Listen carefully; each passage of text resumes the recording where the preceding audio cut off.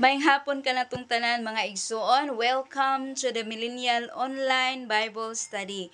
Today, we are going to discuss on Leviticus chapter 6. But before that, help me greet our brothers and sisters in Christ, especially sa ato ang host pastor, Pastor Sunny Valles. Maayong hapon kanimo pastor. And to all the pastors there with us, Pastor Joe Mandi and his brother Pastor Ruel Mandi. And may hapon usab sa ato ang mga kaubang mga lectures diha kay Sister Maria Roselyn Sekretaryo, as well as Brother Yustique Umay, Brother Junjun Tulintin. May hapon kaninyo mga igsuon. And to the rest, sa ato ang mga kaigsuunan who is watching right now, may hapon o ginaot ang Diyos magauban kanato. Hallelujah. And before we start on our first discussion about this Leviticus chapter 6, let us pray first and let us ask guidance to the Lord nga hinaut-unta nga tagaan ta sa Ginoo og wisdom nga masabtan nato ang mga pulong nga ato ang ma-encounter karon hinaut-unta. So, let us pray. Our most gracious Heavenly Father, Lord God, thank you, Lord, for this precious moment nga imong gihatag ka na mo Ginoo, and we pray, Father God, na padayon ka nga magagiya ka na mo, Lord, padayon ka nga magabubo sa imong balaing espiritu ka na mo, Lord God, nga hinaot unta, Lord, nga masabtan na mo, Lord God, ang matag text to Lord, matag pulong nga among mabasa, Lord God, among ma-encounter karon. Hinaot, Lord, nga ikaw kanunay, Lord God, maghahatag ka na mo, Lord God, og wisdom nining tanan. Hallelujah. Lord, dili na mo ni mahimo kung wala ikaw sa God. Pasayloa kami sa tanan ng mga kalapasan, sa una-una pulong buhat. Salig na mo ang tanan diha kanimo Ginoo, nga let your anointing be upon us, O Lord God. Kining tanan gad among isalig pinaagi sa ngalan ni Jesucristo nga among Ginoo. Amen ug amen. Hallelujah. So again, no, before moving on, so Leviticus chapter 6 starts from verse 1 to verse 30. So as an overview, Leviticus chapter 6, mga igsoon, is just a continuation of laws and regulations given to Israelites by God through Moses. So usa ni siya ka continuation gikan pa man sa mga balaod, mga regulations, no, nga gihatag sa Ginoo kang Moses. So kani nga chapter, it deals primarily with the requirements. Kung moingon gitag mga requirements nga mga tulumanon, no? For various offerings and sacrifices which includes katong trespass offering. Another one is sin offering. Then we have burnt offering, grain offering, and that's it, no?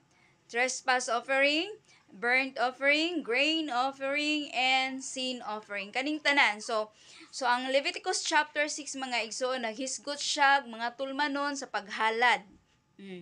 And then, these offerings also were to be made as acts of worship. So, kaning tanan mga igsoon nga mga halad, no? Mao ni sila ang mga buhat nga nagpakita kung unsa gid ang ilahang pananampalataya diya sa Ginoo, kung unsa gid ang ilahang pagsimba diya sa Ginoo, and repentance also, kung unsa pud ang ilahang paghinulsol, pagpakita sa paghinulsol, as well as to seek forgiveness for unintentional sin. So, kita mang tanan makasala mga igsoon, no? So, kanang there are also sins that are intentional, there are also sins that are unintentional. So, either intentional or unintentional sin. So, kinahanglan do na tayo offer sa Ginoo, and by that offering, pinaagi ang paghalad mga igsoon, nagpasabot lang na siya nga nangita gyud kitag kapasayloan sa sala before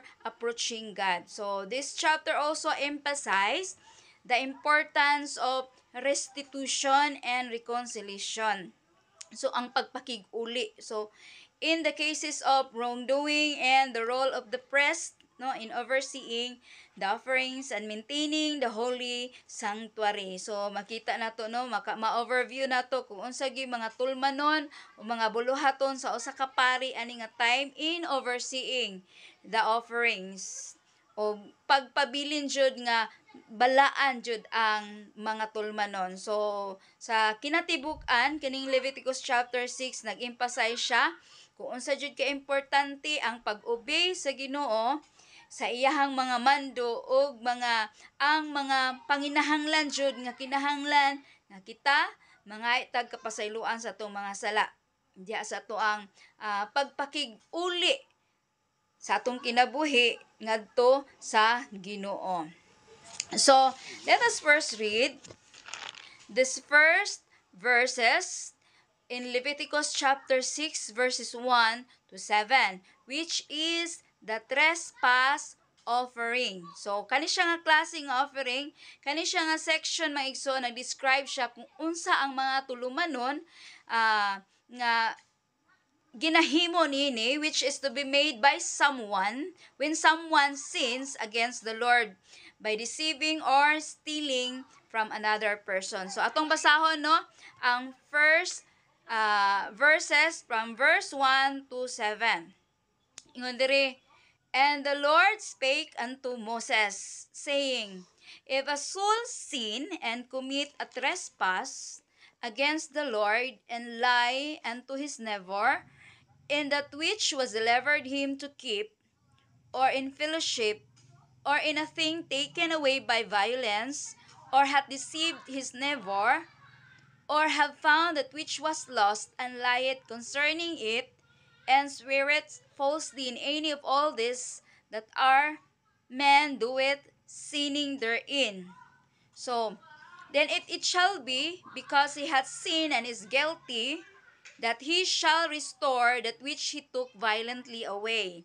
So, monin siya no ang mga kasaypanan. So, kinahanglan ta mag-offer o kaning gitawag nga trespass offering. So, this is against the Lord. It's a sin against the Lord by deceiving kana bitang paglimbong sa imong isig katawo. Labot sa gipatipigan o gibilin o nakapangawat siya o gidaog-daog niya ang iyang isig katao o nakakaplag siya og butang nga nawala o gilimod niya og nanumpa pagani o kung makasala ang tao sa bisan unsang sala. So mo ni siyang under ani nga offering. So this is his requirement. So kinahanglan, so ako na lang ni siyang i-overview no.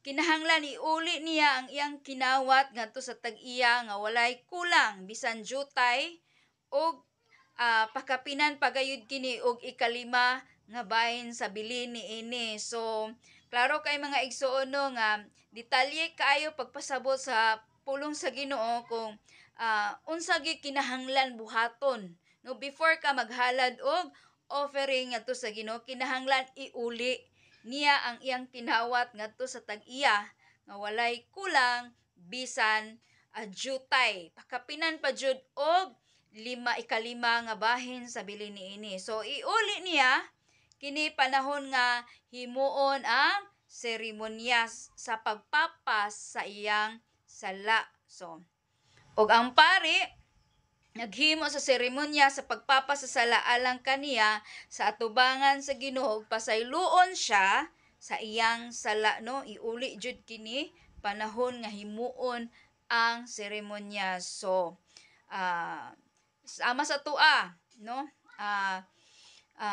Before ta moadto sa church no, kinahanglan jud nga kanang nanghay na tagpasaylo sa Ginoo kay dili man ta worthy nga mag-worship niya, dili ta worthy nga kanang muduol niya kung dili ta makapangay pasaylo. So with a humble heart kinahanglan nga ato ginang pangayoon sa Ginoo before ta mo offer diha niya. Hallelujah. So, klaro naman kay ang pagpasabot diya sa verse 1 to 7 about this trespass offering. Now, how about what is its application to us Christians? So, as a Christians, mga igsoon, we are called to make things right when we have wrong others. So, isip Kristohanon, gitawag ta nga kinahanglan nga ang mahimo nga matarong ang tanang butang. So, kanang kung nakasala man ta sa tong isig ka tawo, himuon nato nga makig-uli sa usa ta niya ay hata nga kanang maghimo og halad, no? Maghatag og halad. So, we should also seek forgiveness and make restitution. O, kanang moingon gitag restitution, makigsitol o na taniya, no? O as needed. So, kung kinahanglan jud, no? Kinahanglan jud nga makig-ayo sa tadya niya, no? Before offering something. So, as needed, no? Kinahanglan jud recognizing that our actions have consequences. So, atong hunahunahon mga igsoon nga tanan natong pagabuhaton, no, do na gid siya consequence, no? Do na gid siya resulta.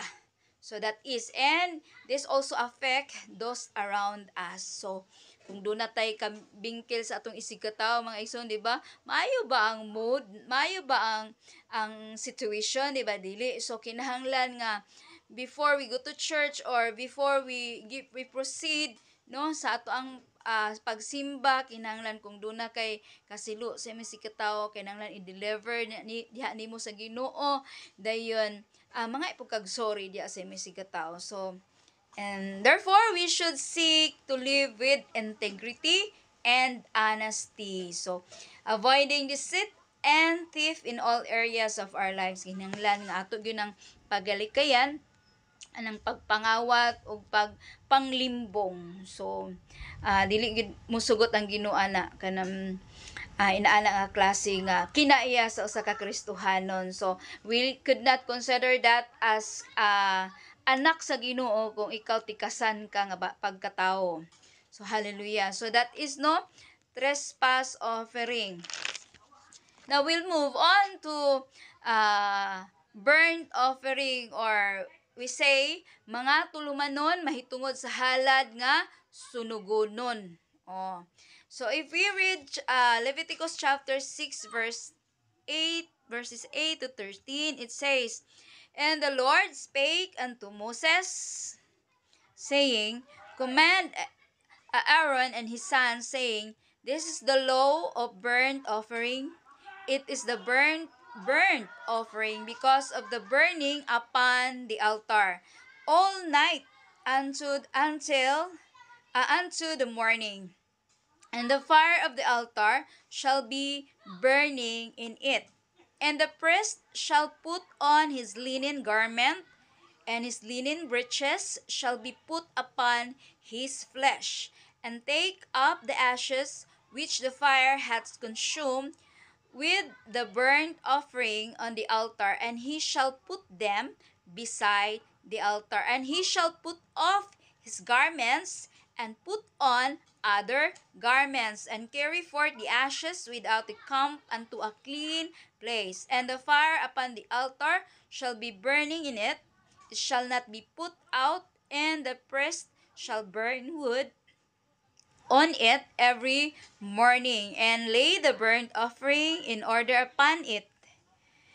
And he shall burn thereon the fat of the peace offerings.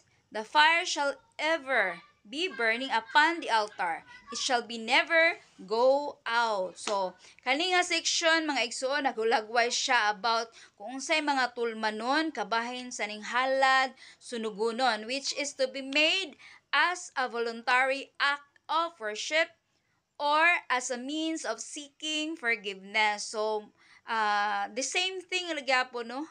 Kaning burnt offering, kaning trespass offering, doon na sila kanang similarity. Because this offering is to be made, no? As voluntary act of worship. Pagpakita gyud nga kung unsa gyud imong pagsimba diha sa Ginoo. So ang halad sunugonon mga igsoon magpabilin diha sa kalayo sa halaran tibuok gabii og kinahanglan ang kalayo diha sa halaran dili paggon. So isulob sa pari ang iyang linong besti ingon man ang mga sapot sa ilalom ug iyang kuhaon ang abo sa halad nga gisunog ug ibutang kini tupad sa halaran. So that is in verse 11 unya hubuon niya ang iyang mga sapot no gikan atong paghimo niya seremonyas iya na sud nga hubuon na pud niya iyang sapot og mag-ilis na pud siya og laing mga biste og dad-on niya ang abo ngadto sa usa ka hinlo nga dapit sa gawas sa kampo. So mao to no nakita nato unsay mga detalye no nga kanang ginasunod jud nila nga gi-require gid sa Ginoo. Ya sa verse 11 nagingon diri ang kalayo nga diha sa halaran dili gayud kini pagmun og matag buntag sugnuran kini sa pari og kahoy ug itungtong niini ang halad sa pakigdait. So padayonon gayud ang pagpasiga sa kalayo diha sa halaran ug dili kini paggon dunay gyud kaayoy dako kay nga impact no ang ilahang mga tulmanon sa kinabuhi sa Israel o even as today. So kanilang pag-burn no kinahanglan jud siya nga kanang dili gid siya pagnon no ang kalayo sa halaran tibuok jud kini gabii. Then diri sa katapusan no diha sa halaran og dili kini paggon. So nagpasabot mga igsoon nga sa ato pon nga kinabuhi gipakita diri nga ato ang espiritual nga kinabuhi padayon jud ta nga kanunay naglong kanunay nagdesire diha sa espiritu sa Ginoo no para i-consume jud ba no consume gid ato ang ma-consume gid siya no kinahanglan nga wa gyud mausik kinahanglan nga ang atong kinabuhi sa Ginoo always burning ang ato ang pagpangalaga diha sa Ginoo.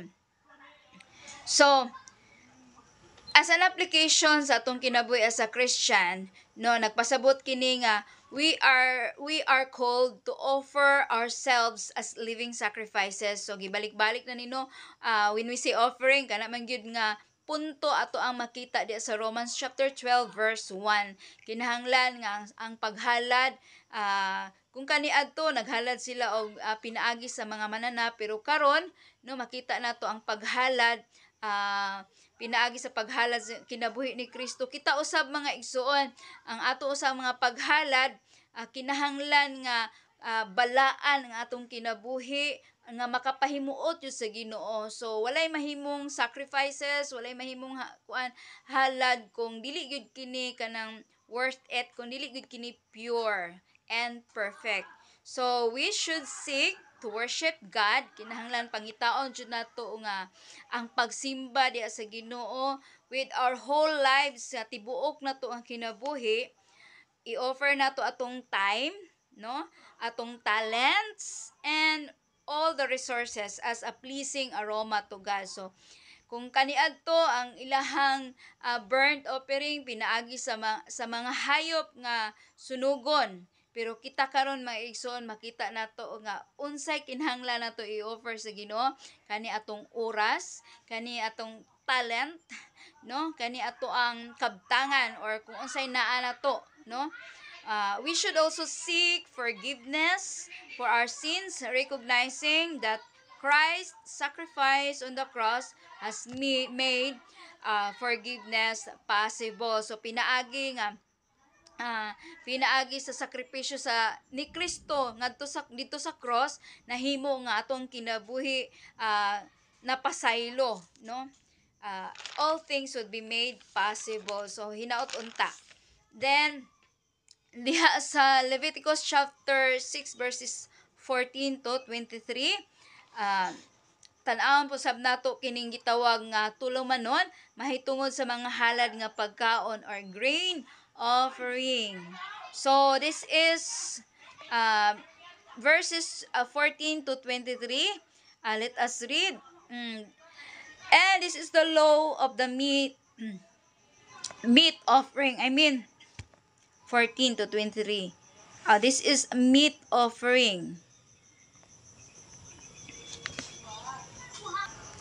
All right. So in verse 14 it says, "And this is the law of the meat offering. The sons of Aaron shall offer it before the Lord and before the altar, and he shall take of it a handful of the flour of the meat offering and of oil thereof, and all the frankincense which is upon the meat offering, and shall burn it upon the altar for a sweet savour, even the memorial of it unto the Lord." So, giingon diri kani nga section mga igsoon, it describes also the requirements kung unsa gi mga tulmanon diha sa meat offering, no?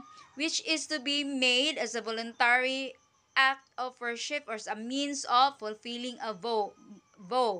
So, grain offering, meat offering, pero ato makita diri no ang kani siya nga section sa iyang nga verse, 14th verse, ingon siya diri meat offering, pero ang iyang gihala diri is arena, then what is that, oil and frankincense, the same thing with the grain offering. So ang usa kanila mohakop og usa ka kumkom nga labing maayong harina nga gihalad nga gisambugag lana og insenso, ug sunugon kini sa halaran ingon nga mahumot nga halad handumanan alang sa Ginoo. So lutoon usab kini nga walay patubo. So this is what we have discussed last previous chapter in Leviticus chapter 2 about this grain offering. So I think we are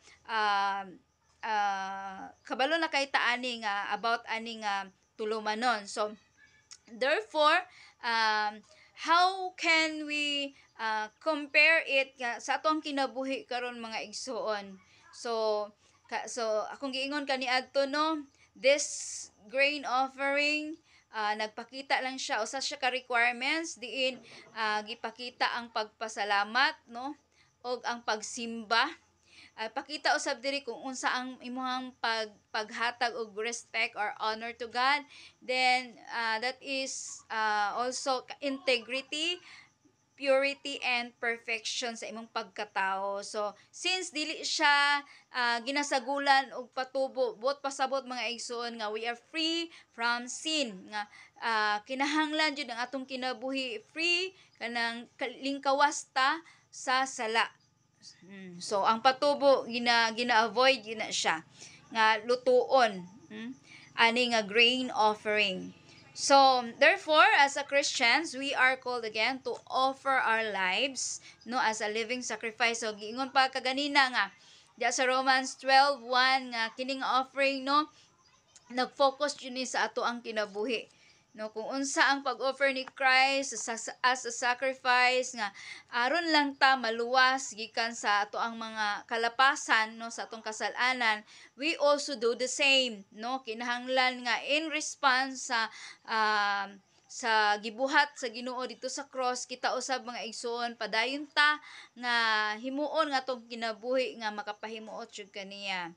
So we should seek to worship God with our whole being, including our thoughts, no, sa atong mga hunahuna, sa ato ang kinaiya, o sa ato ang action. So kana gid atong bantayan mga igsoon kung naa pa ba ka ta diha, na align pa ba ka ta sa kabubuton sa Ginoo, atong susihon o i-evaluate kanunay atong hunahuna, ang ato ang actions, ang atong kinaiya.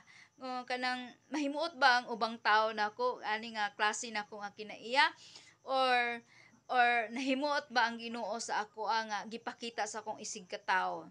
So we should also seek to serve others with our gifts and talents, recognizing that we are called to be salt and light in the world.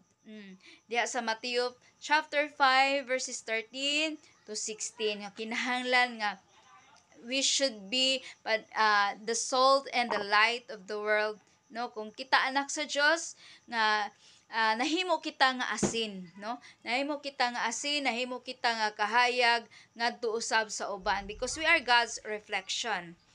Then let's move on to the last verses, which is Leviticus chapter 6 verses 24 to 30. This is what we call the sin offering, no? Mga tulmanon sa halad sa sala. So kani nga section nga ison, it describes also the requirements for a sin offering, kung unsa gyud ang gikinahanglan o mga tulmanon diha sa pag-offer, no?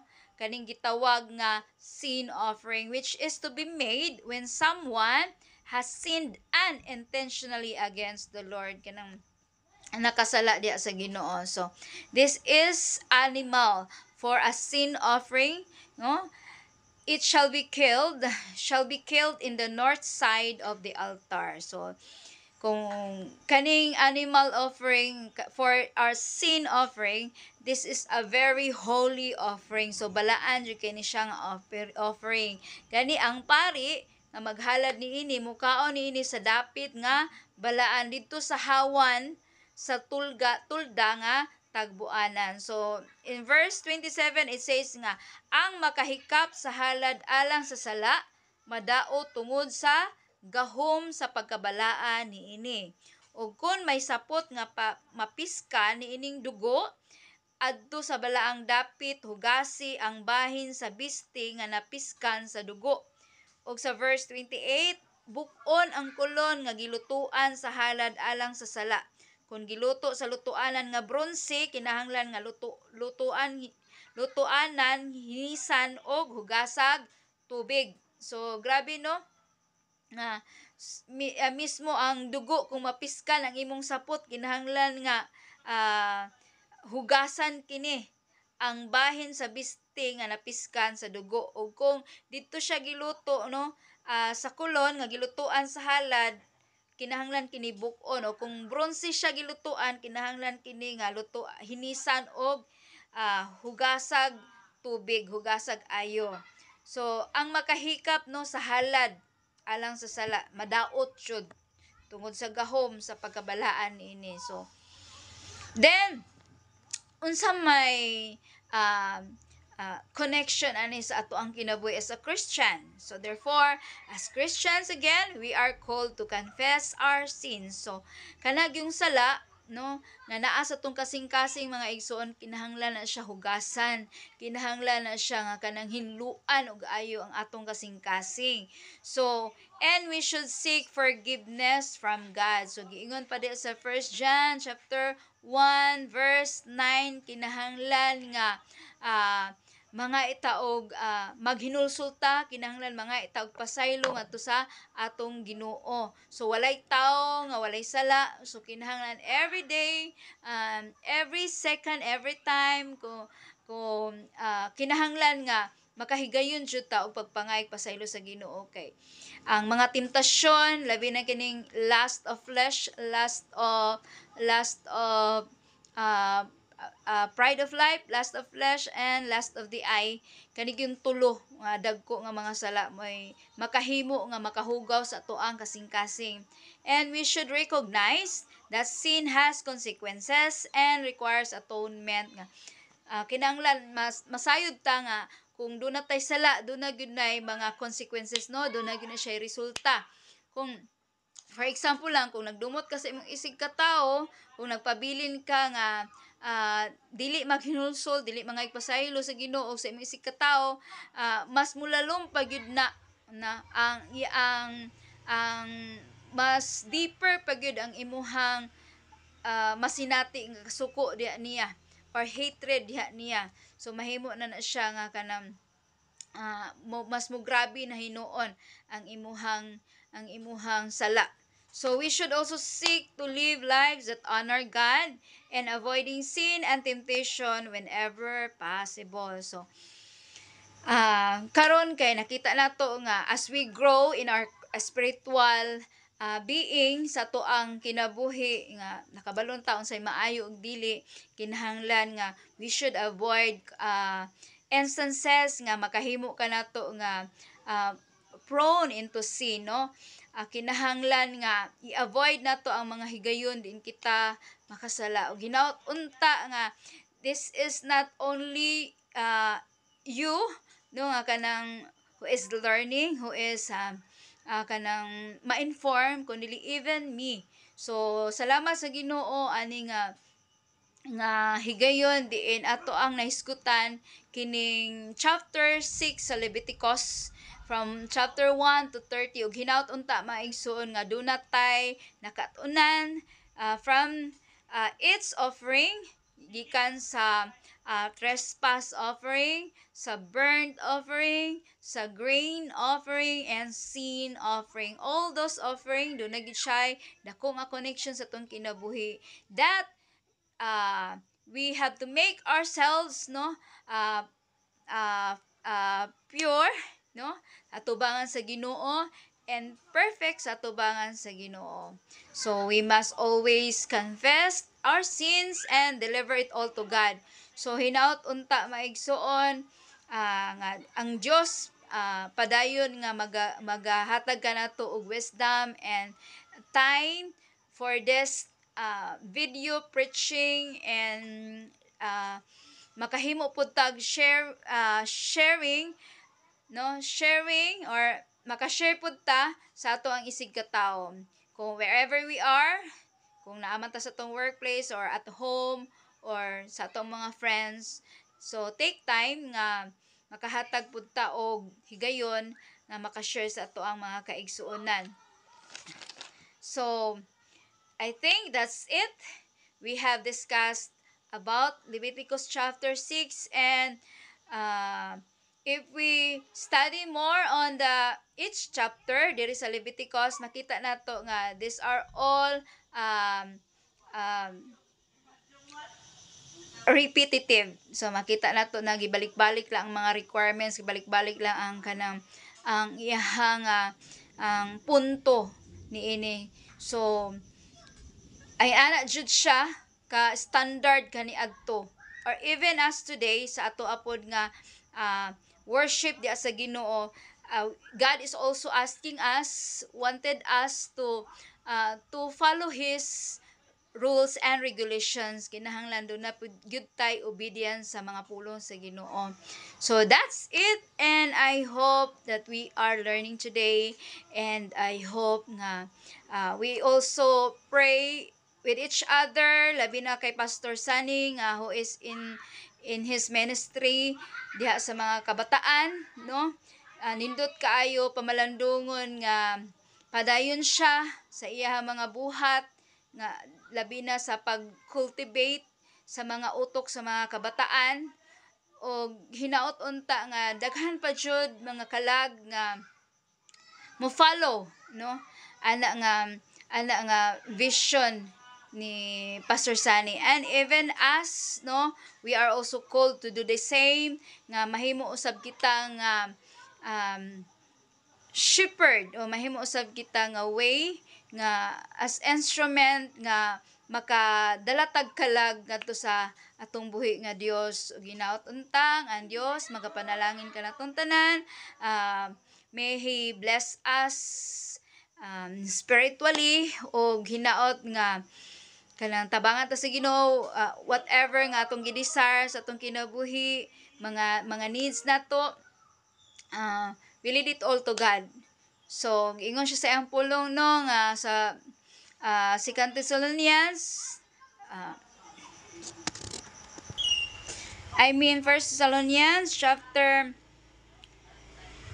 5 verse 16, 17, and 18. So rejoice always. No, gingon that pray without ceasing, and everything give thanks, for this is the will of God in Christ Jesus concerning you. So sa tanang higayon, magampo lang kita maigsoon nga ang Dios padayon magauban kanato. So God bless everyone. Ug maayong hapon.